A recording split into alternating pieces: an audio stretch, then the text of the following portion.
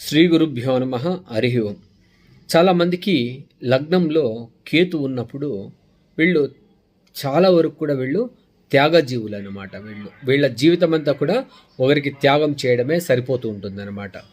వీళ్ళు చూడండి, కట్టుకున్న వస్త్రం కూడా తీసిచ్చేస్తారనమాట వేరే వాళ్ళ కోసం. అంత త్యాగజీవులుగా ఉంటారనమాట వీళ్ళు.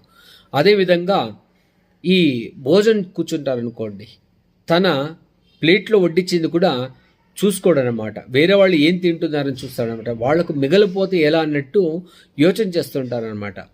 వాళ్ళకు కూడా సాక్రిఫైస్ చేసేస్తారనమాట. వాళ్ళ కోసం కూడా తను తక్కువ తినడం కూడా జరుగుతుందన్నమాట. వీళ్ళని త్యాగజీవులు, పరోపకారులు, వేరే వాళ్ళ కోసం వీళ్ళ యొక్క జీవితం కూడా వీళ్ళు త్యాగం చేస్తూ ఉంటారనమాట. చాలా కేర్ఫుల్గా వీళ్ళతో డీల్ చేయాల్సి వస్తుంది. మన పిల్లలు ఎవరైనా ఉంటే కూడా వాళ్లకు ట్రైన్ చేయాల్సి వస్తుందన్నమాట. అందుకని లగ్నంలో కేతు ఉన్నప్పుడు ఇలాంటివి త్యాగం కానీ, ఇలాంటివంటి సాక్రిఫైస్ గుణం కానీ